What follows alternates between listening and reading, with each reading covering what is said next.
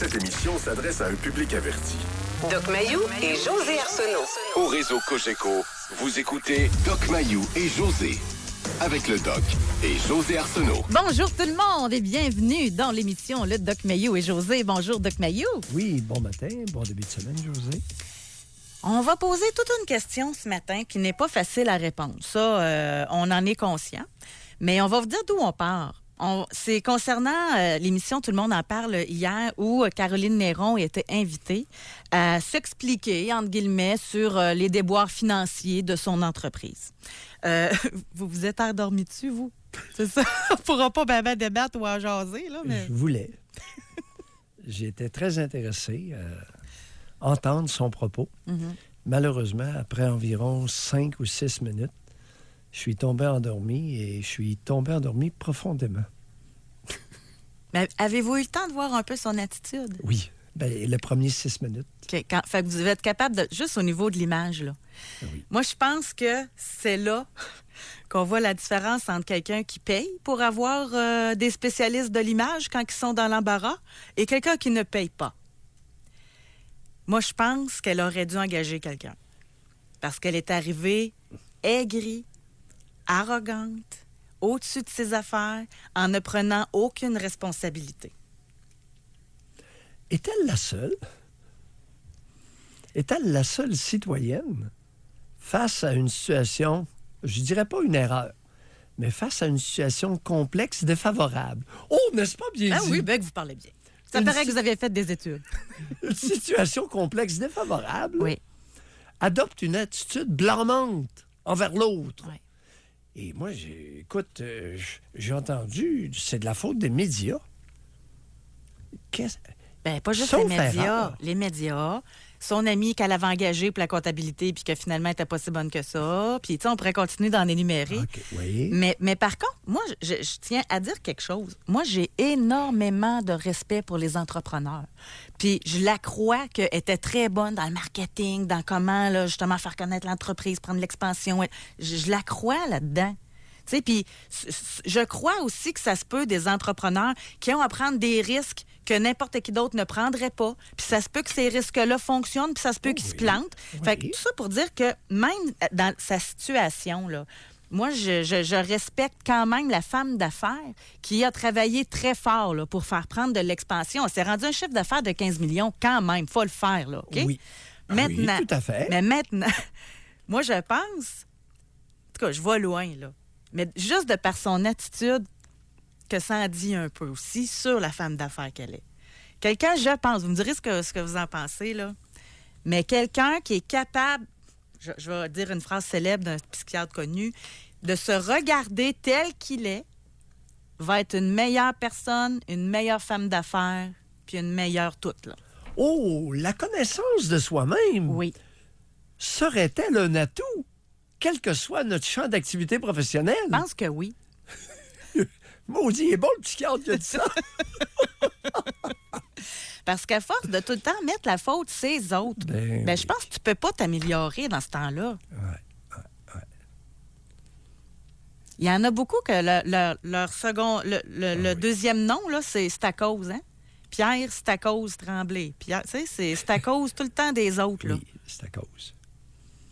Alors, oui, j'ai fait... oui, mais... Ce que j'entends beaucoup mais dans mon bureau, c'est oui, mais... Ben, c'est sûr. Puis ça, c'est quoi? C'est-tu pour se protéger? C'est pour... Oui. Comment on explique ça? Ben, écoute, la connaissance de soi-même, c'est un mot qui est facile à prononcer, mais tellement difficile à appliquer. Parce que ça va faire mal. Tu sais, je me regarde dans le miroir, là. J'aime pas ça encore, avoir juste une patte. Tu comprends? J'aime pas ça. Ouais. J'ai jamais aimé ça, avoir juste une jambe. Alors, je me regarde pas trop dans le miroir. Je comprends. Je comprends. Ben, l'image est bonne. L'image est bonne.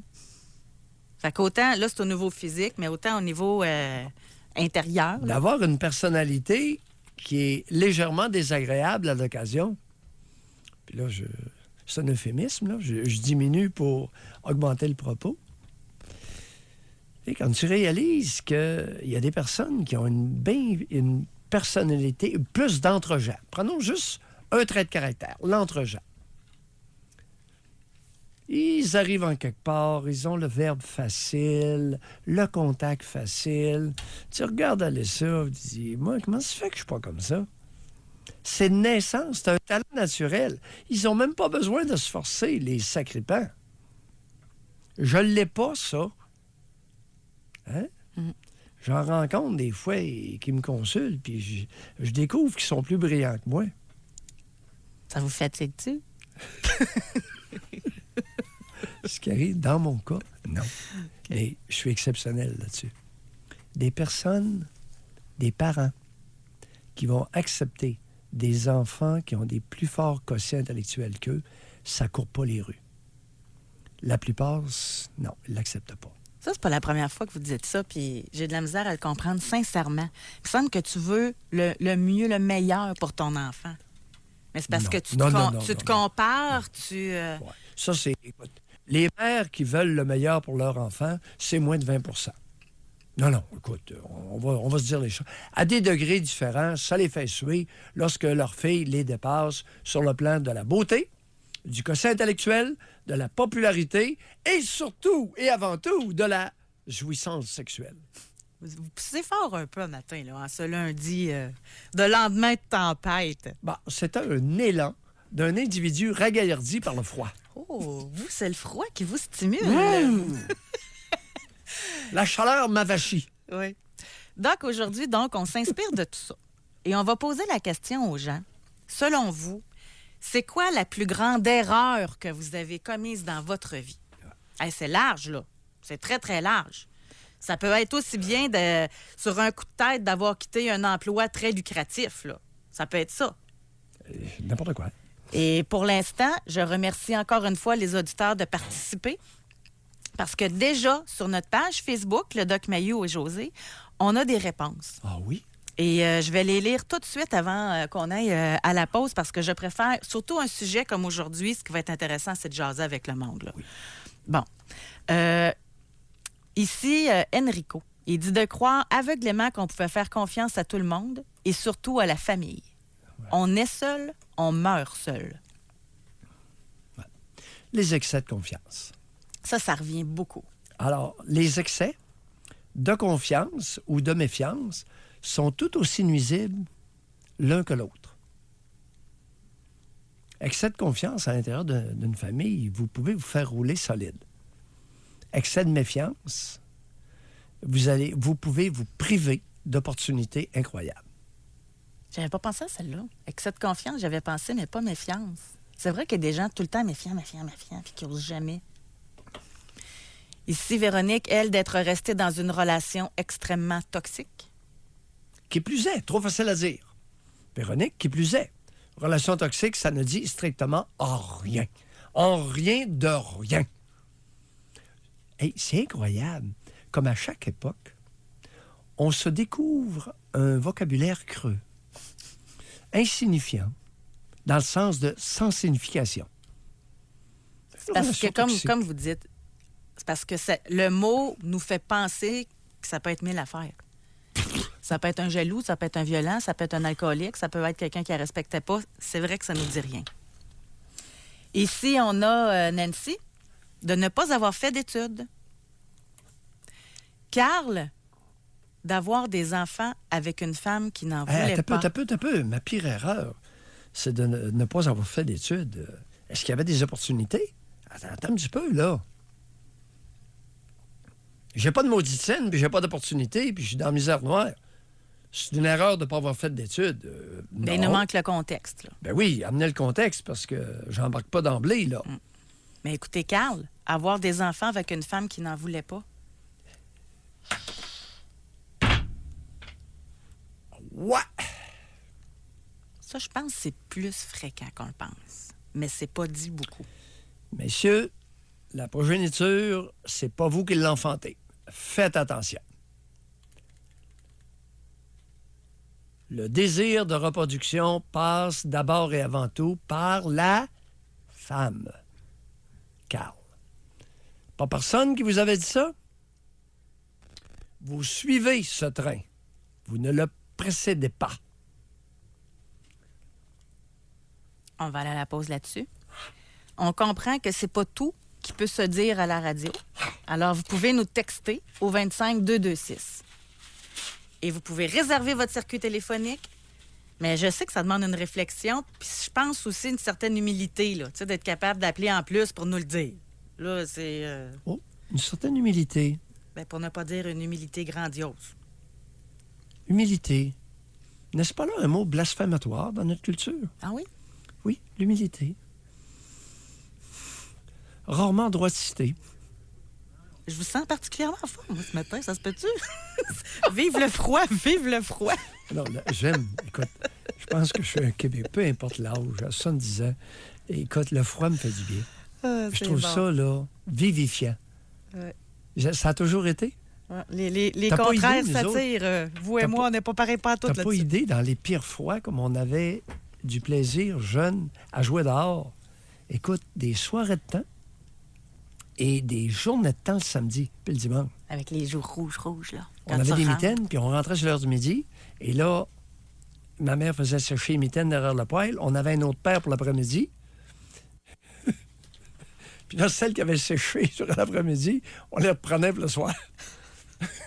C'est bon, c'est des bons souvenirs. Allez, on va aller à la C'est ça. pause, Doc. Réservez votre circuit téléphonique. On va prendre le temps de vous parler. J'ai bien hâte de vous entendre, d'ailleurs, à ce sujet-là. Quelle est la plus grande erreur de votre vie? Jusqu'à 11h, au réseau Cogeco. Doc Mayou. Doc Mayou et José. Et José Arsenault. Avec le Doc et José Arsenault. Sérieusement, Doc, je me questionne par rapport à notre sujet d'aujourd'hui. Je ne sais pas si c'est un sujet où les gens vont se sentir à l'aise d'en parler. Mais encore là, il y a peut-être une différence.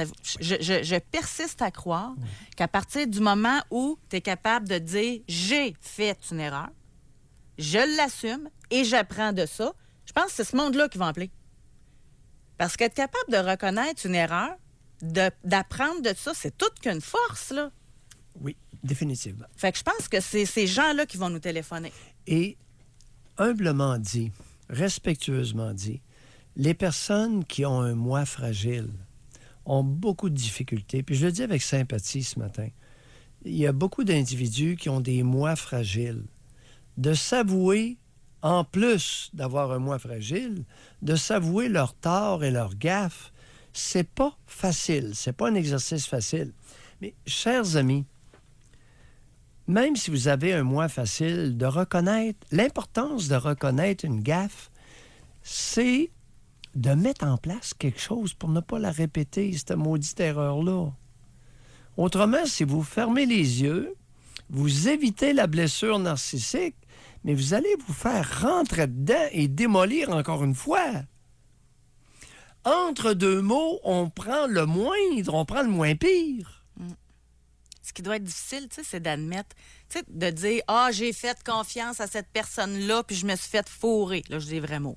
OK? Oui, Mais ce qui est mais plus dur de faire... ce qui est j'ai plus- un côté naïf Ben, et c'est ça que j'allais niaiseux. dire. Ce qui est plus dur de faire, c'est de se dire pourquoi que j'ai donné ma confiance? Pourquoi que j'ai pas évalué adéquatement cette personne-là? Ça vient d'où? J'ai un côté bonasse. J'ai un côté naïf, puis j'ai un petit côté niaiseux. Ça me rend vulnérable. OK. Ça veut dire qu'à l'avenir, je vais faire attention? Exactement. Je vais faire plus attention. Je vais faire même, dans certaines situations, très attention. C'est comme ça qu'on va évoluer individuellement. J'ai une drôle de question, là, mais Oui. ça s'apprend-tu à avoir du jugement? Non. Parce que ça, c'est l'autre catégorie. Des gens qui manquent de jugement, tu peux-tu apprendre? Non. Faut que tu t'entoures bien à ce moment-là. Les personnes... Alors, le quotient intellectuel, c'est une naissance. Votre capacité intellectuelle, c'est une naissance. Et l'ampleur de votre jugement, c'est une naissance. Ça, c'est pas écrit nulle part, mais c'est mon opinion à moi. T'as du concernant jugement ou le t'en as jugement. pas? Bon, à des degrés différents. Alors, de naissance, la nature a voulu que vous ayez un petit jugement, un moyen jugement ou un très bon jugement. À partir, le propos que je viens de tenir s'applique à partir de 100 de quotient intellectuel. C'est vrai, malheureusement, que les personnes en bas de 90 de quotient intellectuel, ils ne peuvent pas avoir le jugement d'une personne de 105 de quotient intellectuel. C'est plate. Ben, c'est ça. La nature est injuste, chers amis. Ou ça se peut-tu aussi qu'on a été hypothéqué dans notre enfance? Là? Bon. T'sais? Alors, votre jugement, l'embryon de votre jugement a très bien pu et a souvent été piétiné pendant l'enfance. La mère, le père, grands-parents, grand-mère, l'éducatrice, l'enseignante. Et après ça, le petit clin qui supposément est amoureux de vous. Il y en a en masse pour piétiner. Tu sais, les enfants qui ont été totalement, puis je dis enfants, mais qui deviennent ados et même adultes, qui se font totalement contrôler encore par leurs parents. Là. Leurs parents leur font tout encore. Là. Tu sais, ils prennent des décisions à leur place, etc. Ça doit être difficile de se faire confiance. Moi, j'aimais ça tantôt parce que c'est une notion que j'avais pas pensée. L'excès de confiance, on sait tout c'est quoi, mais l'excès de méfiance. Quelqu'un qui n'a jamais pris de décision, qui n'a jamais eu... tu sais, il y a des gens qui ils sont pas capables de choisir. Ils ont deux options, là. Ils sont pas capables. Même au restaurant, ils ont de la misère à décider qu'est-ce qu'ils vont manger, là. Deux raisons principales. Inné à qui? C'est de naissance ou on a démoli votre confiance en vous-même, ce qui vous amène à ne pas faire confiance à votre jugement, que vous auriez eu n'eût été de la destruction de votre confiance. Alors, des enfants piétinés par leurs parents au Québec, légende, grande abondance, endémie. Utilise les mots que tu voudras. Il y en a un maudit paquet. Oui. Ici, on a déjà par texto quelqu'un qui nous a écrit. Oui. Quelle est la plus grande erreur de votre vie? Oui. Avoir conduit mon véhicule à plusieurs reprises en état d'ébriété. Eh boy. Ça serait le fun de vous parler. Moi, j'aimerais ça. Maintenant, oui, appelez-nous. Parce que état d'ébriété, une question de degré, de sévérité. Alors maintenant, on sait, en mesurant l'alcool dans le sang, que ça peut être un peu au-dessus du 0,08, ça peut être 2 fois, et on en a régulièrement dans les manchettes 3 fois la limite permise. Mais je pense pas que c'est une bière de trop, là, quand tu prends la peine d'écrire ça. Hein. En état d'ébriété, là, appelez-nous. Appelez-nous, on va vous recevoir, soyez sans crainte, on ne vous tombera pas sur la tomate. Mais de le reconnaître, vois-tu? Individu qui reconnaît ça, là, dis-moi, là. Parce que j'ai souvent vu des personnes prétexter, être convaincus qu'ils étaient en état d'ébriété. Ils venaient de caler devant moi une bouteille de vin. Non! Impossible. Après une bouteille de vin, vous pensez qu'ils n'étaient pas en état d'ébriété? Non, ces personnes-là croyaient que ils sont allés prendre leur auto. OK, ils se pensaient corrects, c'est ça? Elles se pensaient corrects. OK, je pensais, OK. Ils se pensaient corrects.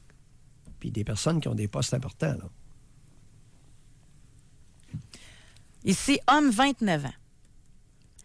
D'avoir fait aveuglément confiance à mon père. À 19 ans, j'ai perdu un travail. Il m'a conseillé de faire faillite pour une dette de 4 000 $ sur une voiture. Il a voulu me nuire. La semaine suivante, je me suis trouvé un autre emploi plus payant. J'en ai payé longtemps de cette faillite. Bon, moi, ce qui m'intéresse, homme 29 ans, qu'est-ce qui vous fait croire qu'il voulait vous nuire? Y est-tu allé selon son jugement qui n'était pas fort, ou bien il a voulu vous nuire délibérément?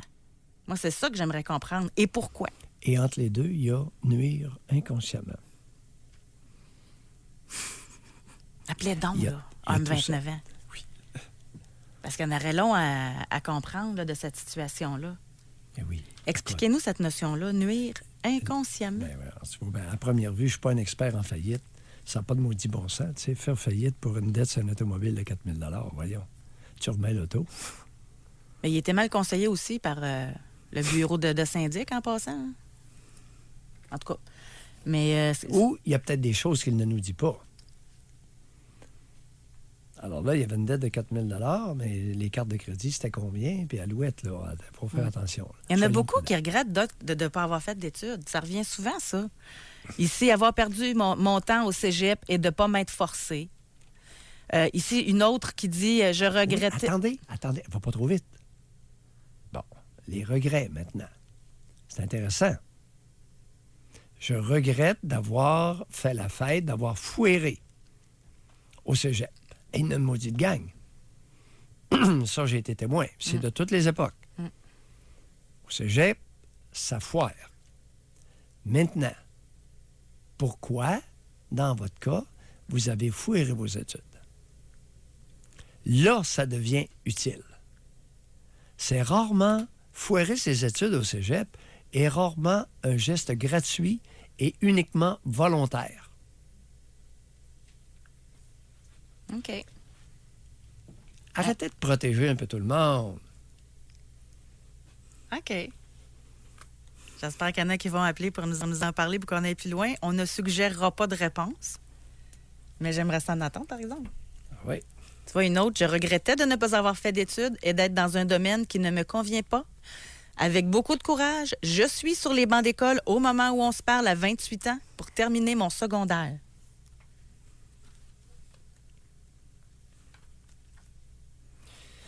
C'est pas un groupe uniforme, là.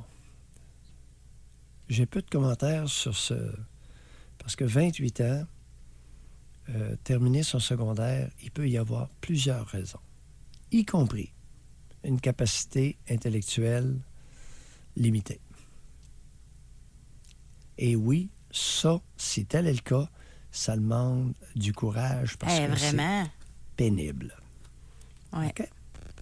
On va aller à la pause. Je continue de vous lire par texto. On prend vos appels également. On se parle au retour. Quelle a été la plus grande erreur de votre vie? Doc Mayou et José Arsenault. Avec le Doc et José Arsenault. Au réseau Cogeco. Quelle a été la plus grande erreur de votre vie? Avez-vous appris de ça? En subissez-vous encore les conséquences? On va au téléphone, mais je veux lire femme 35 ans. Ma pire erreur était de faire confiance à mon ex-conjoint et de m'endetter. Il me faisait croire qu'il brassait des grosses affaires, qu'il avait des contrats qui signaient. Parfois, il rentrait des montants d'argent pour apaiser mes doutes. Après 2 ans, j'avais épuisé mes économies à tout payer pour lui et ses enfants. J'ai dû faire une faillite personnelle car il ne contribuait plus du tout et j'étais étranglée de dettes et de comptes en retard. Aujourd'hui, je me suis remise sur pied, mariée et heureuse. Plus jamais je ne ferai cette erreur. Jamais. Bon. Chère auditrice, merci. Merci de le dire. Parce qu'il y a un certain pourcentage de goujats chez les hommes qui font de ce que vous venez de décrire leur carrière, leur plan de vie. Des salauds, il y en a, José. Ça, Un puis un autre. faut pas avoir d'orgueil faire ça. Non, c'est des crapauds. Tabarouette. Des crapules. Elle payait pour ses enfants à lui, en plus. Ben oui. Écoute, il y a des femmes crapauds puis il y a des hommes crapauds solides. On va parler maintenant avec Alex. Bonjour, bienvenue dans l'émission, Alex. Bonjour. Oui, Alex. On vous écoute. Ouais, dans le fond, moi, j'ai lâché l'école à 16 ans. OK. Allô? Oui, on vous écoute. Oui. Ben là, faut vous m'aider à parler, par exemple. là. OK, vous avez Non, lâché non, l'école Alex. à 16 ans. Pour quelle raison? Ben, dans le fond, je m'amusais avec mes amis, je sortais les soirs, je dépensais mon argent, je faisais le fou. Bon, à quel honneur faisiez le fou, cet âge-là? Ben, à l'honneur, on commence à connaître c'est quoi la sexualité, on travaillait. OK. Quel âge avez-vous, Alex? Là, j'ai 24 ans. Vous avez 24 ans. Pas 24 ans, excuse-moi, 25 ans, je m'en vais sur 26. Là. Oui, vous avez 25 ans. Ouais. En rétrospective, si on regarde votre passé, on comprend quelle compréhension avez-vous de cette période-là de 16 ans? Ben, maintenant, si je me regarde aujourd'hui, là, je me sens repris pas mal. Là. Je travaille, j'économise, je me fais des projets. Bon.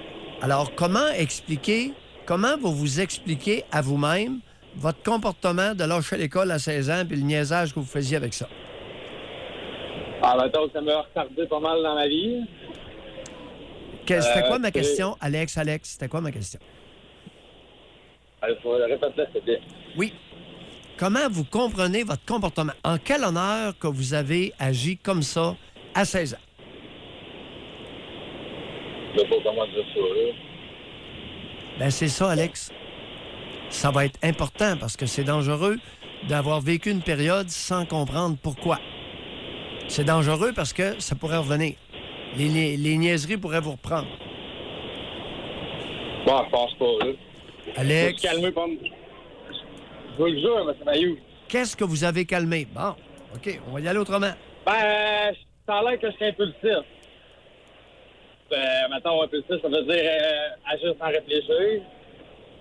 Oui. Fait que c'est pas mal ça, là. À ce temps, je réfléchis aux conséquences avant de faire un acte, ça. Oui. En quel honneur qu'à 16 ans, vous ne réfléchissiez pas aux conséquences de vos comportements et que vous le faites maintenant 8 ans plus tard? Ben, à l'honneur qu'à 16 ans, je suis en appartement. J'étais pas bien adulte pour rester en appartement. Bon. Alex, qu'est-ce que vous foutiez en appartement à 16 ans?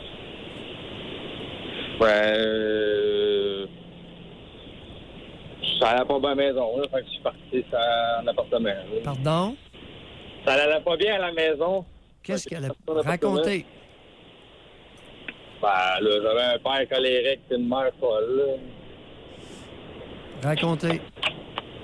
Ben, là, j'avais une mère... ça criait tout le temps à la maison, dans le fond. C'était de la chicane, puis ça se voit, là. On était tannés. Mais oui, mais avec quoi vous avez payé votre appartement à 16 ans? Je travaillais... je travaillais dans un restaurant de nuit. Ouais. Est-ce que vous Je commencez à travaillais de comprendre? nuit, puis j'allais à l'école. Ben oui. Travailler de nuit et aller à l'école de jour. Ouais. Hein? Il faut lui lâcher l'école parce que... Étiez-vous seul en appartement ou avec un Ouais. groupe? Moi, je suis ça. Ça vous coûtait combien par mois? Ben, moi, c'était un petit village, là. Ça coûtait 380 à peu près. C'est pas cher. Sauf éclairé. Chauffé, éclairé, 380. Ouais. Il Mais faut quand la- même, fallait le faut- travailler pour le gagner, cet argent-là. Voilà. Ouais, c'est ça.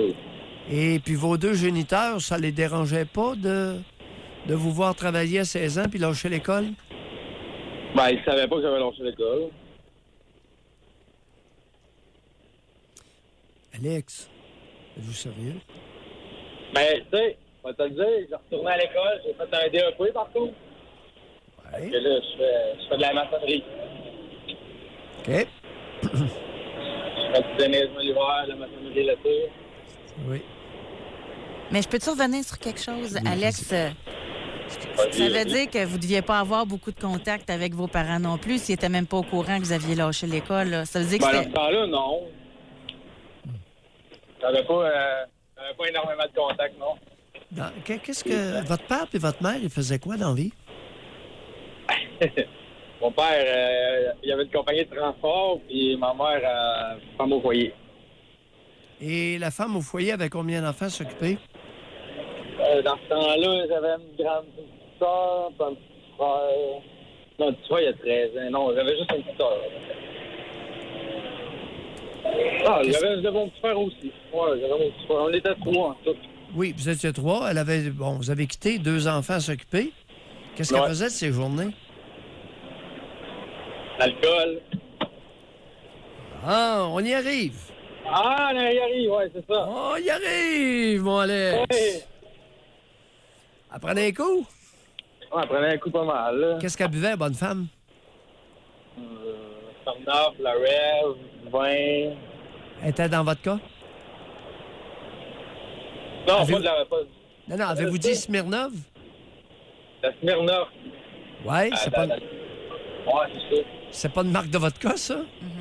Non, pas de la vodka, là, de l'alcool, là. Les C'est petites blanche, là. Les petites bouteilles? Oui, c'est ça. Ouais, Ok. c'est ça, la popeuse, là. OK, les petites bouteilles. Mais Alex, c'était quasiment de la survie, votre affaire. Là. Ouais, ça n'est pas de la survie, là, ben... ça m'a fait apprendre bien des affaires aujourd'hui. Non, on aurait pu les apprendre autrement, Alex. N'allez jamais donner crédit à ce monde-là qui vous ont maltraité. C'est quoi vos Correct? liens avec vos parents maintenant? Je leur parle, là, tu sais, j'ai un petit frère, j'ai un petit frère, ben, je vais les voir, puis je sais que là, je suis dans la vie, fait que, tu sais, Le frère et la sœur sont rendus à quel âge? mon frère, il a 12-13 ans, ma petite soeur, ma plus jeune, elle a 4-5 ans, 6 ans. Avec le même père, Alex? Oui, tout le même père, mais on n'a pas la même mère. Dans le fond. Elle, c'est comme ma mère adoptive, là, mais elle m'élève depuis que j'ai 5-6 ans, c'est comme ma mère. Aïe, aïe, aïe. Qu'elle prenne tard, sa bonne femme, au lieu de travailler. Ah, mais là, maintenant, elle travaille, là. Qu'est-ce qu'elle fait comme travail? Préposée. Elle est préposée aux bénéficiaires. Est-ce qu'elle Ouais. prend encore autant un coup? C'est rare. Est-ce qu'elle est aux pelules, à votre connaissance? Antidépresseur. Hey, je connais tout le monde, José, ou... pourquoi vous pensez que j'ai posé cette question-là? Écoute, une alcoolique qui s'en va travailler, habituellement, là, pas tout le temps. Elle s'en va travailler, maintenant, elle est aux antidépresseurs. Aïe, aïe, Alex. On va se quitter là-dessus, Alex. J'espère Merci. que quand je serai vieux, rabougri... Ben là, moi, je et... peux te poser une Oui? question, M. Maillot. Lâchez-vous. Là, une question à part ton sujet, là. Moi et ma gang, là, on aimerait ça aller manger avec toi. Non. Alex, si je commence ça, ça n'aura pas de fin. Parce que c'est une c'est une demande qui m'est faite régulièrement. Ben oui. Et hormis une activité du poste, je fais pas ça parce que j'aurais plus de vie personnelle. Non, mais tu fais pas assez de concours, M. Maillot. Pardon? Il Comment? a pas assez de concours. Oui. Dites ça au poste d'en faire plus souvent, c'est peut-être une bonne idée. C'est bon. Allez, On bye va- Alex, On va lâche pas. travailler là-dessus, Alex. Oui. Bye-bye. On va poursuivre Ça m'a maintenant. demandé régulièrement. Ben, mais c'est oui, sûr, oui. c'est sûr. On va à Mauricie, on va parler avec Denis. Bonjour, Denis. Bonjour. Quelle a été votre plus grande erreur dans votre vie? Définitivement le vol de banque que j'ai fait quand j'avais 20 ans. Racontez. Raconter, mais c'est pas tellement sympathique en partant. C'est pas sympathique, hein? Non. J'ai été peut-être une mauvaise influence que j'ai eue, puis j'étais peut-être influençable aussi. Fait que Ben oui, c'est pas de votre faute. Hein. ça m'a été proposé, puis j'ai dit oui. Ouais. Oui, et vol de banque, main armée? Avec un gun? Oui. Quel Oui. genre de gun vous aviez? Bon, c'était un 9 mm, je pense. Un 9 mm, vous l'aviez pris où? Le gars avec qui j'étais. Buriné ou ils ont effacé le numéro? Vous avez effacé, buriné le numéro? Non, ou, ces armes à feu étaient toutes légales. Ah ouais? Légal et enregistré. Légal et enregistré? Oui, Vous êtes pas sérieux? oui. Vous êtes fait pincer? Ben oui. Mais Ben oui, moi, oui. je veux des détails. Là. Ça s'est passé. Vous aviez quel âge, Denis? 20 ans. C'est ça, 20 ans. Puis avant cet épisode-là, vous étiez un petit ange? Comment vous avez dit? Vous étiez angélique, là? Vous étiez un bon petit garçon, bon jeune homme. Oui, j'avais jamais rien volé ailleurs de toute ma vie. Puis qu'est-ce qui vous a influencé? C'est la pas du gain? C'est quoi?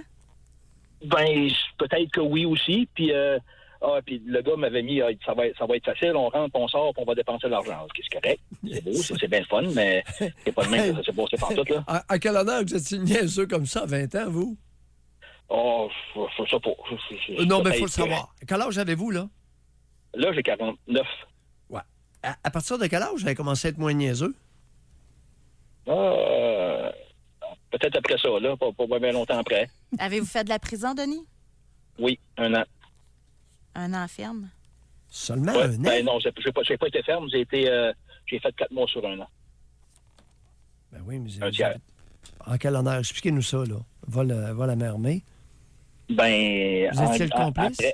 après, j'ai trouvé, j'ai eu comme ma réponse. Après, là, c'était comme, je me sentais pas vraiment aimé de mes parents. C'est peut-être. Puis la raison que je disais au monde que je connaissais pas, mais qui me demandait pourquoi j'avais fait ça, ben c'était je m'avais fait voler un biscuit à gaz. Mais c'était pas vraiment la bonne raison. C'est la vraie raison, c'est que je me sentais pas aimé de mes parents. La manière dont j'aurais aimé être aimé. Ça n'a pas tellement rapport. Aller faire un vol...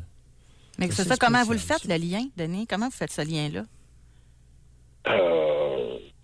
Je sais pas, c'est venu comme ça, puis tu sais, c'est pour dire à mes parents, hey, j'existe, il n'y a pas rien que les deux autres qui existent, moi aussi j'existe. Mais ça n'a pas été vraiment la bonne Moi, ce que chose à faire, mettons. mettons. En cours, vous avez eu 1 an d'incarcération pour un vol de banque à main armée. Ben, c'était la première offrande que j'avais faite. J'avais pas de dossier criminel, j'avais rien. J'étais comme, entre guillemets, un bon petit gars, puis c'est ça. Puis votre chum, lui, il a eu combien? Il pourrait pas avoir moins que moi, il fait qu'il y a eu minimum 1 an, lui aussi, mais je les ai jamais revus. J'ai jamais revu ces 2 gars-là. Écoute, c'est une histoire qui est étrange, là. Vous me laissez un peu pantois avec cette histoire-là. Disons que c'est pas une histoire fréquente, commune. C'est beaucoup plus anecdotique qu'un enfant qui n'est pas aimé de ses parents, qui fait un vol à main armée dans une banque. Court pas les rues, ça court pas les rues. Ça a fait quoi comme effet à vos parents quand ils ont su que vous aviez fait ça? Ah, ça a été une bombe parce que tout le monde me connaissait, tout le monde me connaît, puis jamais que le monde aurait pensé que j'aurais pu faire ça, puis encore moins mes parents, fait que ça a été... Vos parents travaillaient dans quelle sphère? Mes parents, à cette époque-là, je pense qu'ils commençaient une compagnie de draps. Il est entrepreneur. Non, mon père était n'importe quoi, excuse. OK. Et votre mère, est-ce qu'elle avait un travail? Elle était à la maison. Combien d'enfants? 3, on est 3, je suis le premier. Puis vous avez été délaissé au profit des 2 autres? Qu'est-ce qu'elle faisait de ses journées à l'époque, quand vous étiez jeune? C'est loin, ça, je me rappelle pas vraiment ce qu'elle faisait. 3 enfants à l'école, il n'y a pas trop d'affaires à faire dans la journée, là. Non, j'imagine que non. Tu sais, elle était obligée avec quoi qu'elle s'occupait? J'en ai aucune espèce d'idée. Bizarre, vous savez pas comment... Ben, quand j'étais pas là, je savais pas ce qu'elle faisait là. Ma mère, je peux pas vous dire, là. Habituellement, les femmes racontent ce qu'elles ont fait au conjoint ou vous êtes témoin spécial. Ben, c'était pas mettons que ma mère, c'était pas la plus aimante, mettons, la femme aimante. Là. Fait que c'était... En tout cas, Denis, c'est une histoire particulière. Écoute, si vous nous avez tout dit, c'est anecdotique. C'est très particulier comme histoire. Oui, c'est pas... C'est pas, mettons, comme vous l'avez dit, c'est pas très... Avez-vous des enfants? Non, j'ai pas eu d'enfants. OK. Petit guidou. Merci d'avoir appelé. Merci, Denis. Merci, bienvenue. Merci. Mais des criminels, c'est un crime, là. Des criminels pas aimés de leurs parents, ça doit arriver souvent, ça? J'ai pas pensé de lui demander si son gun était chargé ou pas. Si son 9 mm était chargé. Mais le lien, là, avec ne pas se sentir aimé puis de faire des trucs irrationnels comme ça, il peut-tu y en avoir un? Et il faut étirer l'élastique pas mal fort, quasi au point de rupture, là. C'est pas évident. Okay. C'est pour ça que l'histoire est très particulière. Ça se peut que ce soit vrai, mais... OK.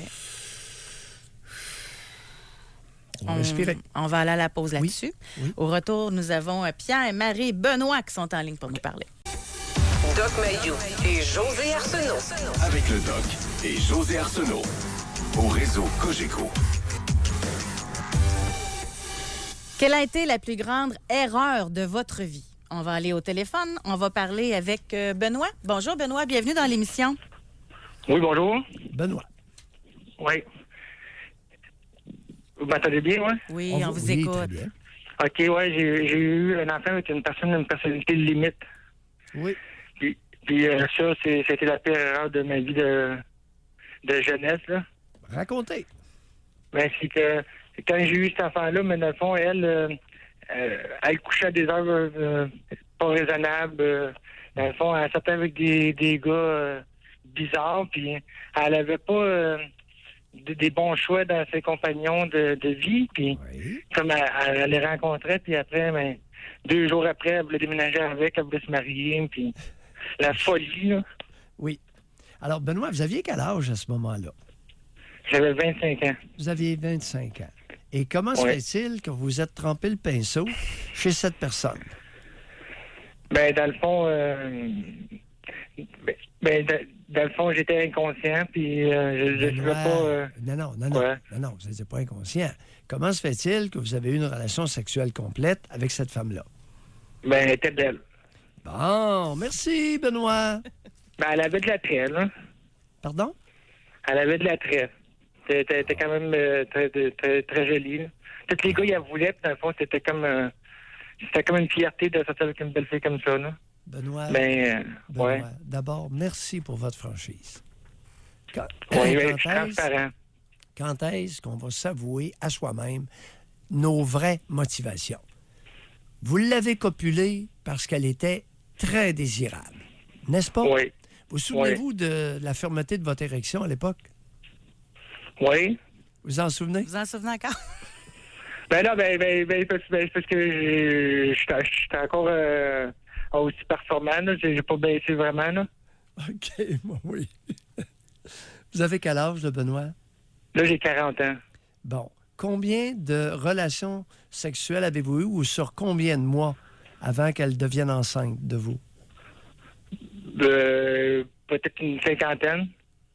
Cinquantaine de relations? À peu près, là. OK, ça a été une fréquentation. Entre 50 et 100, là, au moins. Là. Oui, sur combien de mois? Sur 3 mois, à peu près. Ouais. Mais j'y compte pas vraiment, là. On y allait au toast, mon Benoît? Ah, des fois, 3 fois par jour, là. Oui, je vous crois. Oui, puis il a été très réservé, hein, 50 à 100 en 3 mois, là. Et lorsqu'elle était menstruée, aviez-vous quand même des relations sexuelles? Dans la douche, oui. Doc Mayou, c'est quoi le rapport, là? Mais oui, mais c'est... Non, c'est Là, beaucoup ça plus allait que bien, 100 notre fois. retour au travail. Non, mais... Doc, je sais comment C'est ça va ça. se passer. OK. J'arrête là. Je vais Moi, pas j'ai plus une loin. dernière question. Qu'est-ce qui arrive avec l'enfant? Comment il va aujourd'hui?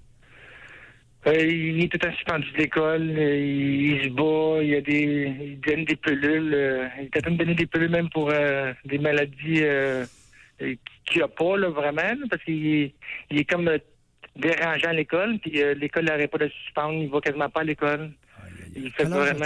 a-t-il? Quel âge a-t-il? là, il a 14 ans. Aïe, aïe, aïe. Puis ça va Ouais. pas bien? Ben, c'est parce que moi, j'ai eu la garde 2 ans, mais c'est que la mère, elle, quoi, ce qu'elle faisait, elle couchait à des heures pas possibles, mais elle se faisait battre par son conjoint.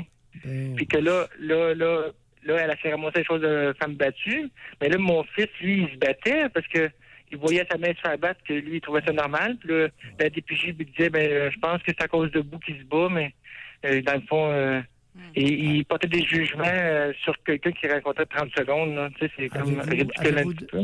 avez-vous d'autres enfants, Benoît, que celui-là? Non, j'en veux plus. J'ai eu trop de mauvaises expériences. OK. On demeure prudent, puis continuez de faire le possible avec votre garçon. D'accord? Oui, j'ai demandé la garde supérieure, là, la cour supérieure, pour aller chercher. Là. Oui, on verra. Mais Ouais. bonne chance, Benoît. Bonne Merci chance. beaucoup de votre Oui, appel. aïe, aïe.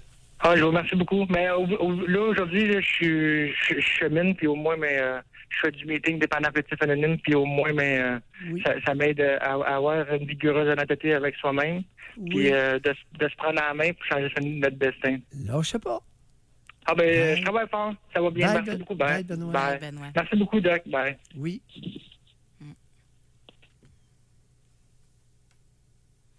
Un fort attrait sexuel, José, peut, dans certaines circonstances, nous aveugler.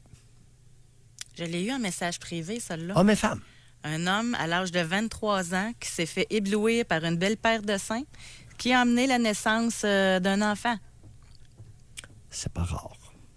Homme 35 ans, ma plus grande erreur. À 18 ans, j'ai mis ma blonde enceinte, elle avait 24 ans. Elle s'est fait avorter. J'ai fermé ma gueule. J'ai rien dit, même si je hurlais par en dedans. Je voulais cet enfant. Évidemment, ça a détruit notre couple. J'ai détruit notre couple car je lui en voulais sans le savoir ou sans me l'admettre à ce moment-là. Ça, Cher ami. c'est rare, ça. Cher ami, elle a peut-être eu raison de se faire avorter. Respectueusement dit. Mais si vous pouvez nous réécrire, qu'est-ce qui fait qu'à 18 ans, vous vouliez autant avoir un enfant? À 18 ans, là. Si vous voulez tant avoir un enfant, allez-vous en acheter un. Ça s'achète sur le marché. C'est quoi? Allez vous en acheter un. Ben oui, ma porteuse qui gagne, qui paye, puis il va en avoir un, lui. On va aller au téléphone, on va parler avec Marie. Bonjour. Bonjour. Marie. Bonjour, Doc. En fait, moi, j'ai été mariée avec un homme violent pendant au-dessus de 15 ans, puis je suis restée là jusqu'à ce que je développe un syndrome de stress post-traumatique dû à la peur phénoménale que j'ai vécue. Ça a tout détruit. Ça a détruit ma carrière, ça a tout détruit. Maintenant, je reste dans ma maison, je sors pas si j'ai personne avec moi. Est-il possible qu'avant cette relation-là, vous étiez très peu construite et très vulnérable?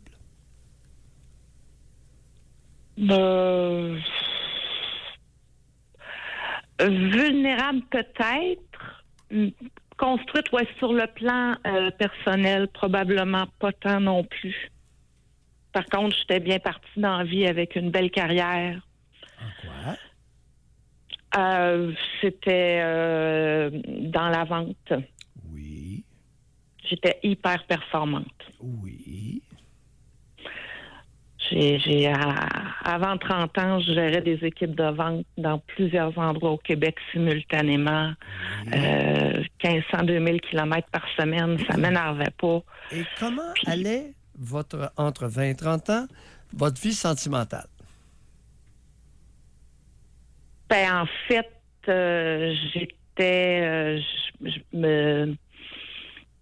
ma vie sentimentale, c'était assez plat, là. Bon, J'ai eu ma fille à 24 ans, puis je l'ai élevée toute seule jusqu'à temps que je me marie. Vous savez, Marie, vous Oui. nous appelez, vous dites, j'ai marié un homme violent, je suis demeuré avec 15 ans, j'ai développé un stress post-traumatique, puis alouette. Là, vous nous révélez qu'avant de vous marier, vous avez eu une fille à l'âge de 24 ans. C'est pas votre batteur qui était le père de cet enfant-là, n'est-ce pas? Non. Bon. Qu'est-ce qui est arrivé avec l'autre homme? C'est un irresponsable qui a jamais voulu s'en occuper puis qui a jamais gardé une job de ses. Marie, on en a deux de suite, là. En quel honneur que si vous êtes si brillante que ça, si performante que ça, si allumée que ça, vous pognez deux zigotos, un après l'autre. Un irresponsable et un batteur de femmes. Expliquez-vous ça.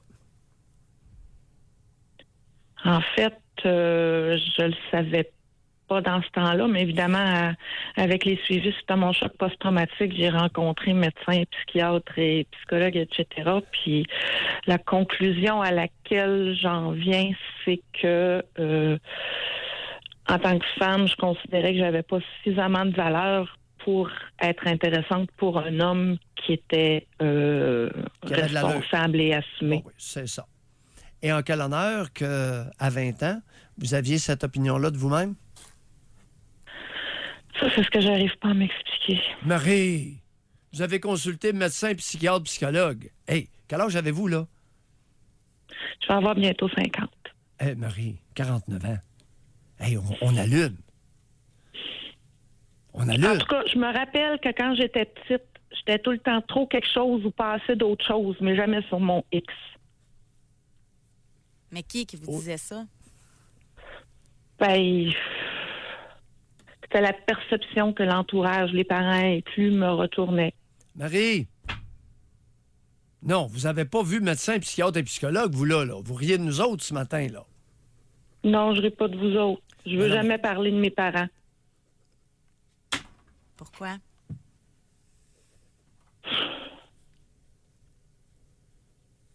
Parce que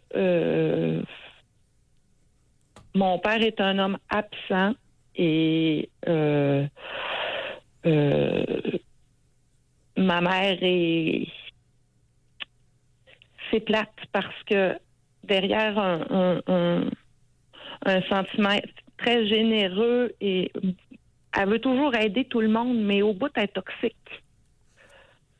Maintenant, je peux même plus lui parler le soir parce que sinon, je fais des crises de panique puis j'avais arrêté d'en faire. Parce que là, elle s'inquiète de moi, parce que là, j'ai rechuté encore, puis que là, je retrouve, je suis plus capable encore de sortir toute seule, puis fait que là, elle m'appelle, puis elle s'inquiète de moi, puis elle veut savoir où je suis rendue, puis oh. C'est lourd. Oui. Marie, là, au bénéfice des auditeurs, c'est pas sérieux, là. Vous avez consulté médecin, psychiatre, psychologue, et là, vous venez de nous dire... Pardon? Oui, j'ai attendu pendant 4 ans pour pouvoir avoir un suivi en psychiatrie. Non, attendez un peu. Médecin, psychiatre, psychologue, et vous venez de nous dire que vous avez réussi à jamais parler de vos parents? Oui. Non, ça se peut pas. José, impossible. Mais vous Marie. parliez de quoi?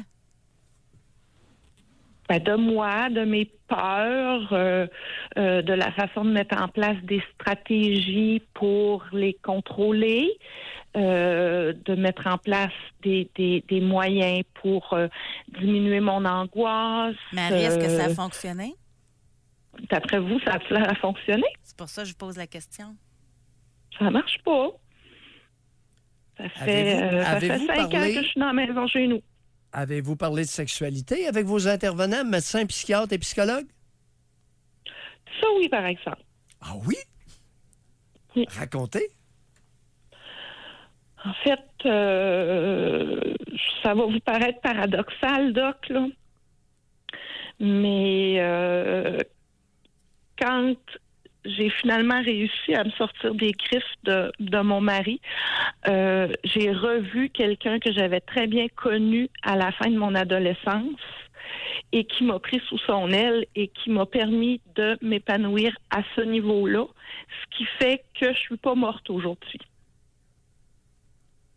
Parce que si je l'avais pas eu, puis que j'avais pas eu cette possibilité-là de pouvoir relâcher des tensions que je n'étais pas capable de me débarrasser autrement, je serais retournée avec mon mari puis je me serais laissé mourir ou il m'aurait mis une balle entre les 2 yeux, c'est un ou l'autre.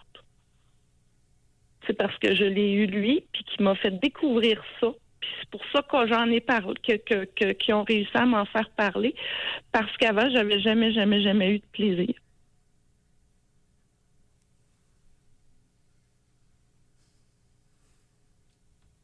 Êtes-vous là? Évitant, oui, on est là.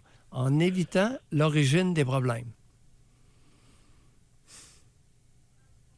En évitant les causes de votre bouleversement intérieur.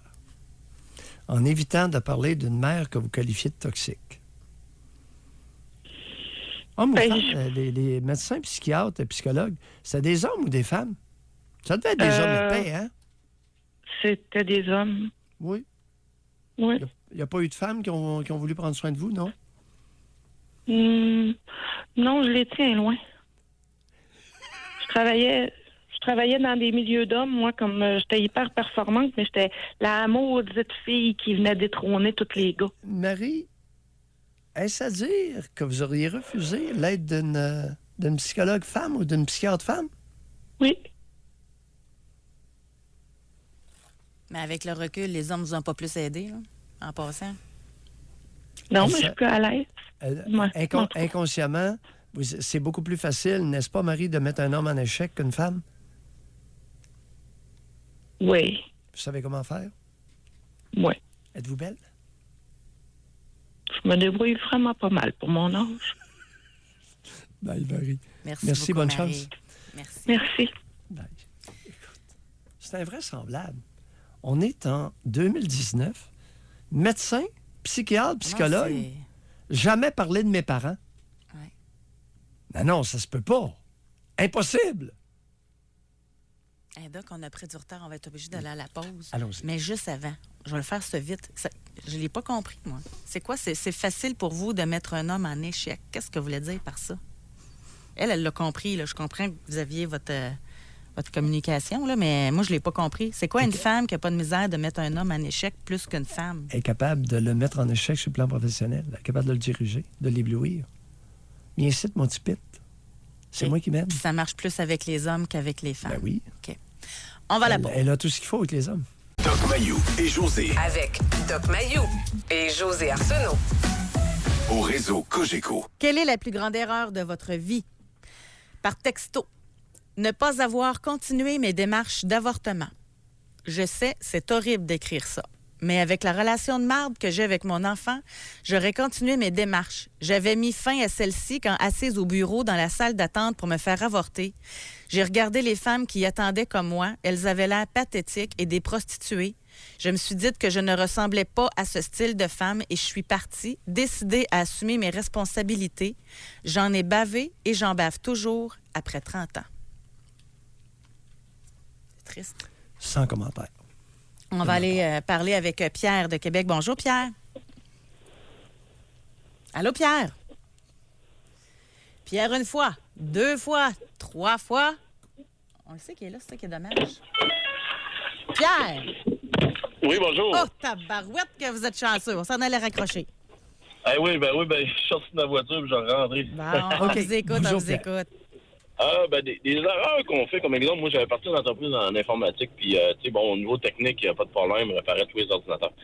Mais j'avais pas d'expérience au niveau du client. Puis, les enfants qu'on se fait avoir souvent dans les débuts, c'est que tu prends des mauvais contrats, comme on dit. Tu sais, exemple, un ordinateur qui sera pas réparable.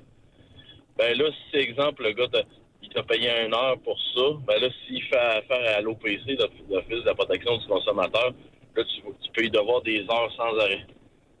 Tu sais, des choses comme ça, ou accepter des chèques d'un gars qui a l'air bien fin, même des fois connu. Là, ben, le chèque rebondit, des fois, ça va coûter 2000. Là.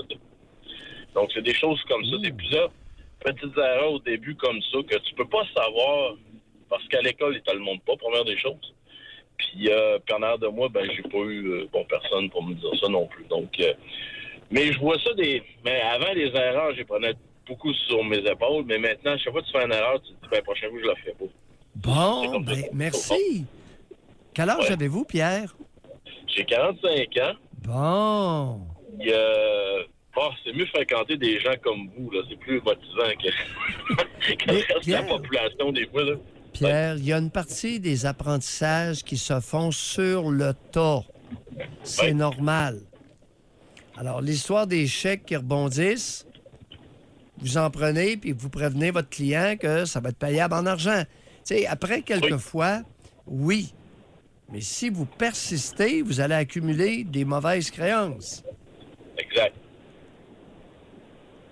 Exactement. On apprend à avoir l'humilité de dire, ben, j'apprends sur le tas, puis à un moment donné, je me cogne le nez. OK, pas 2 fois de suite, autant que possible.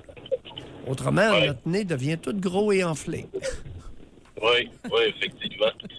Mais en même temps, c'est drôle pareil jusqu'à un certain point pour 50$ qu'un client peut faire parce qu'il peut être fru pour 50$. Là, c'est incroyable. Mais les coups qu'il peut te faire.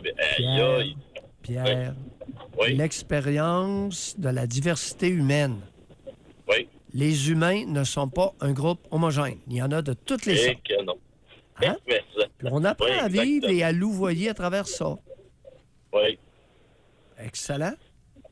Puis, tu sais, au fond, tu sais, dans la vie, je me dis tout le temps, tu sais, dans la vie, c'est normal d'être gentil avec le monde, tu sais, de premier abord, tu sais. Mais en fin de compte, à un moment donné, tu vois que la gentillesse a ses limites, là, tu sais. Bon.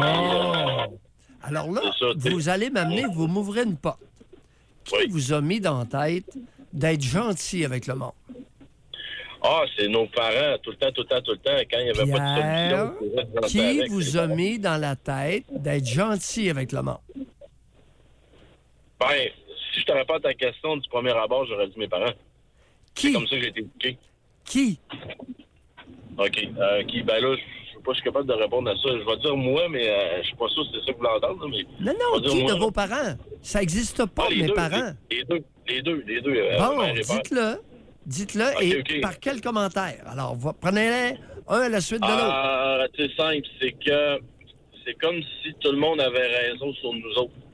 C'est comme si ça existe pas, ce qui est la manière de penser. C'est comme aussitôt que tu sortais de chez vous, tout le monde a raison à part toi. C'est capoté, là. Oui, non, c'est pas capoté. Je vois ça régulièrement. Non, c'est pas capoté. Ça existe et c'est relativement fréquent qu'un des deux parents, parfois les deux, soit moron à ce point. Oui, on peut affirmer ça maintenant, oui, effectivement. Donc, lequel des deux était le pire sur le point que vous venez de mentionner? Que tout le monde a raison sur toi. On va croire tout le monde, la maîtresse d'école, tout le monde. Le voisin, l'oncle. Je dirais plus la mère, parce qu'elle en parlait plus. Mon père parlait pas. Mais il y avait des connaissances, mais il ne distribuait pas parce qu'il parlait pas. Ma mère avait des mauvaises connaissances, mais elle jasait. Donc, écoute, il n'y a rien pour m'aider là-dedans. Pierre, tranquillement. Vous avez quand même fait une belle analyse, hein, mine de rien. Pierre, tranquillement, on circonscrit le problème. Oui. Alors, vous voyez, pousser la réflexion plus loin que la réaction immédiate, c'est ce que vous venez de faire. Oui, au lieu de dire les parents. Non. Qui? Comment ça se passait? Ben là, tout le monde avait raison sur nous, puis c'est la grande gueule de la bonne femme qui primait. Le bonhomme suivait, comme un caneton. Oui. Est-ce que j'ai bien compris? Exactement. Exactement. En tout cas, c'est spécial, pareil. Là. Ça m'a pris des années avant de me rendre compte de ça, là, mais comme là, vous me l'affirmez encore plus. Donc, écoute, non, vous venez de vous l'avouer. Attendez, Pierre. Oui, attendez. Vous venez de vous l'avouer davantage. Ça vient pas de moi, je les connais pas, vos parents. Oui. Mais c'est vous qui avez dit que tout le monde avait raison sur nous. Et lequel des deux mécréants insistait le plus là-dessus? La bonne femme, grande gueule, pas trop une grosse tête. Bonhomme avait une meilleure tête, mais il parlait pas. Exact. Mais on pourrait aller plus loin et se demander pourquoi que le bonhomme qui avait une meilleure tête parlait si peu. Ça, je le sais pas. Pendant vous donnez des pistes, là, mais ça, je le sais pas. Ça. Mais il veut-tu vraiment entendre ça? Peut-être qu'il y avait juste confiance au niveau des études et de l'ouvrage. Mais en dehors de l'ouvrage, aucune confiance, ça se peut. Tout est possible. Il avait ses raisons, le bonhomme. Et on s'en doute. OK, c'est ça. OK, bon, je ne suis pas si sûr que ça. Bye, Pierre. Non, vous êtes Merci de votre appel. Beaucoup d'avoir appelé. Merci beaucoup. On va à la pause. On revient pour la dernière partie. La dynamique du monde, c'est fascinant, pareil. Quand on gratte juste un petit peu. Oui. 4 minutes. Moi, ce que j'ai aimé, c'est qu'il appelle pour parler qu'il avait des mauvais contrats au début dans sa compagnie d'informatique, puis que ça finit avec profondeur en parlant de sa famille, de ses parents. Hein? En 4 minutes, comme vous dites. On va à la pause. Quelle a été votre plus grande erreur dans votre vie? Doc Mayou et José Arsenault. Le Doc Mayou et José, c'est le Doc et José. Au réseau Cogeco. Quelle a été la plus grande erreur de votre vie? Est-ce que vous avez appris de ça? Est-ce que vous subissez encore les conséquences de cette erreur-là? On a homme 50 ans. Moi, c'est de m'être complètement oubliée dans ma première relation qui a duré 15 ans.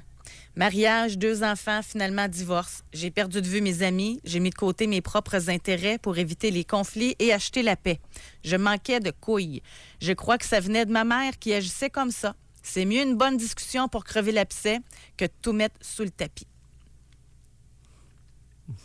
Ça, je pense que c'est fréquent, ça. Cher ami, il faudrait nous appeler parce qu'il y a beaucoup de rationalisation là-dedans. Alors, c'est pas vrai qu'il s'est oublié pendant 15 ans, là, 2 enfants. Alors, c'est une histoire. L'histoire que vous vous racontez, cher ami, est en partie fausse. Qu'est-ce que vous ressentez? L'histoire des couilles là-dedans, là, ça marche pas. Alors, l'histoire telle que rapportée ne tient pas la route. C'est pas ça que c'est passé. Il se raconte une histoire que je me suis oublié pendant 15 ans. Hein? Tu t'es oublié pendant 15 ans. C'est quoi cette affaire-là? De quoi tu parles? Mais c'est une expression qui est utilisée souvent. Je me suis oublié. Là. J'ai fait 2 enfants. Puis j'ai manqué de couilles. Puis... Ben, il a laissé tomber ses amis, ses activités. Ben oui, mais ça dépend du travail. Puis lorsqu'il y a 2 jeunes enfants, c'est l'ouvrage. C'est pas... Appelez-nous. De tout mettre ça sur le dos de la conjointe, là, un instant. Les jeunes enfants, là, ça peut être assez exigeant, José. Tu peux être sûr que les bébés, là, c'est pas un groupe homogène. Puis les petits 2 ans à 4 ans, c'est pas un groupe homogène. Ici, on a femme 43. Oui. Je regrette beaucoup le début de ma vingtaine. Trop d'alcool, multiples partenaires sexuels non protégés, gaspillage d'argent gagné. Et au travers, j'ai complété mes études universitaires, mais avec de mauvaises notes et dans un domaine qui ne me convenait pas. Depuis 4 ans, je ne travaille plus dans ce domaine. Je m'occupe des enfants et je travaille avec mon conjoint. J'ai un sentiment de honte et amer quand je pense à cette période de ma vie. Madame, j'ai une hypothèse. Est-ce qu'il est possible que ce soit le sentiment de honte qui vous habitait avant, qui vous ait plongé dans partenaires multiples, alcool, irresponsabilité? Est-ce qu'il est possible que vous étiez porteuse d'un profond sentiment de honte en vous-même et que vous vous êtes livré à des comportements honteux? Question. Appelez-nous. C'est de valeur. Oh, Ah oui, on aurait le temps. Non, on aurait le temps pour un dernier appel. C'est fascinant, ça, là. Comprends-tu? Le sentiment de honte qu'elle attribue comme conséquence pourrait être, en fait, la cause de son comportement débridé dans la jeune vingtaine.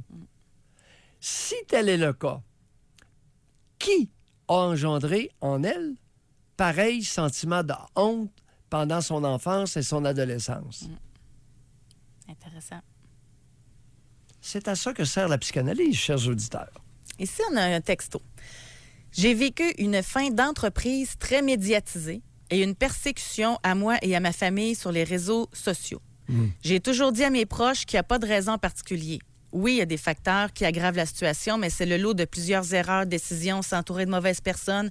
Mais aucun n'est une raison, c'est un tout, mais surtout ne jamais rien prendre comme une erreur, mais plutôt de l'apprentissage gratuit qui parfois coûte cher, mais la qualité-prix est inestimable. Pour vivre un échec, c'est parce qu'à la base, il y a eu une réussite. Et dans mon cas, ma plus grande réussite, c'est d'avoir choisi et assumé un échec dans une situation la plus logique que par orgueil ou même la fierté. Pour ma part, des regrets dans ma vie, oui, mais il est trop facile de dire la plus grosse erreur de ma vie et je ne crois pas là-dedans qu'on devient qui on veut être et être ce qu'on veut devenir. Réflexion philosophique, cher ami, qui borde la rationalisation, c'est-à-dire, à votre insu, un ensemble de raisons que vous vous donnez pour vous en sortir sans trop réaliser ce qui se passe et l'origine du mal. Ah, on va philosopher à deux. On a ici, à 20 ans, j'ai épousé une femme de 2 fois mon âge. J'ai pas vécu ma jeunesse. J'imagine que je cherchais une mère dans cette relation. J'ai eu un wake-up call en la voyant vieillir plus vite que moi. Homme, 47 ans.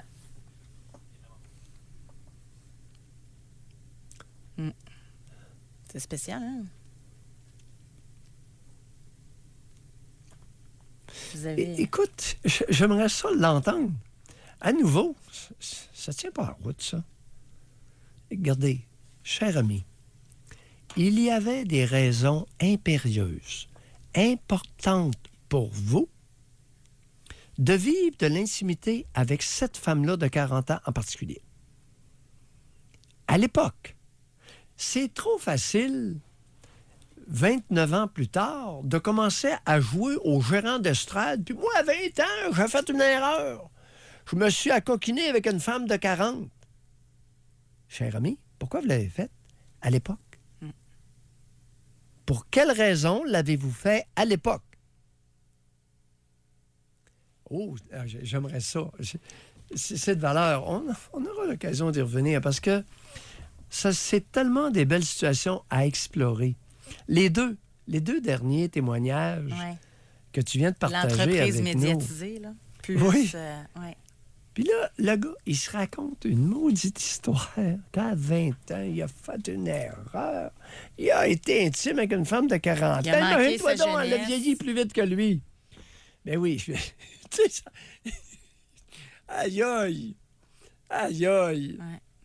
Ici, Il y a énormément de non-dits, de non-avoués, de motivation, de tous ordres derrière ce comportement-là, en tout cas. Ouais. Puis c'est fascinant, l'être humain. Puis je le dis avec affection pour les 2 derniers auditeurs. C'est pas un blâme que je fais. L'inconscient existe, les amis. Et inconsciemment, vous vous racontez des histoires que vous distorsionnez. Aïe, aïe, aïe. T'as pas idée ce qu'on pourrait trouver, oui. Elle dit, j'ai honte d'avoir fait vivre tous mes partenaires. À la retraite maintenant, j'ai encore une hypothèque. Mais oui, mais madame, vous aviez une raison. Lâchez-moi la honte et demandez-vous pourquoi. Pourquoi vous avez fait ça? Vous pensiez que vous étiez trop laide pour attirer un homme qui a de l'allure. Première hypothèse. Alors, comme votre mère vous avait toujours dit que vous étiez un laidron, vous avez cru cette chère bonne femme parce qu'elle était significative pour vous, possiblement. Et vous avez ramassé des hommes, les avez fait vivre pour les garder près de vous, n'estimant pas à sa juste valeur votre capacité d'attrait dont vous avez dénué votre père. Hé, Colin, hein? Hypothèse. Hypothèse gratuite, non fondée. Mais ça, par contre... Ça te fait réagir, non, mais la première partie, je pense qu'il y a beaucoup de gens comme ça qui oui. payent Oui. l'amitié, l'amour. Oui. Tu sais, moi, j'en ai connu, là, des hommes là, qui n'avaient pas d'argent, là. Mais ils vont au restaurant, ils payent pour tout le monde. Mais ils achètent de l'amour, ils achètent de l'amitié. Qu'ils n'ont jamais eu et dont on les a convaincus qu'ils n'en seraient jamais dignes. Il y a beaucoup de mauvais parents, José. Il y a beaucoup de parents horribles au Québec. Une madame n'est pas contente, là. Oui. Parce qu'elle dit qu'elle commence à en avoir marre de tout le temps vous entendre parler contre les parents. Oh, ben! Madame, écoutez, c'est tout au plus 20-25 % les bons parents au Québec. La plupart, la vaste majorité, les 3/4, à des degrés différents, sont mauvais, nocifs pour leur progéniture. Informez-vous un petit brin, puis il y en a plusieurs qui vont dire « Mayou, il est pas tellement loin de la vérité. » Là, on n'a pas le temps, là, mais on aurait pu faire une question Alors, madame, que ça vous spring-spring, hein? défrise ou pas, je m'en contrefous. Quelle est la réalité? C'est ça, avoir eu le temps, on aurait pu faire un spring-spring. Avez-vous eu des bons parents? Ça, même ça pourrait faire l'objet d'une émission. Ben oui, ben oui. Mais c'est pas facile de répondre à cette question-là. Je pense qu'on va en faire un sujet. Écoute, si tu prends alcool, toxicomanie, gambling, tentative de suicide, dépression, tu mets tout ça ensemble, là, il reste quel pourcentage de la population? Oui, on garde ça dans le cahier de notes. Doc, merci beaucoup. Merci à vous, les auditeurs. Benjamin, merci beaucoup. Passez une excellente fin de journée. À demain.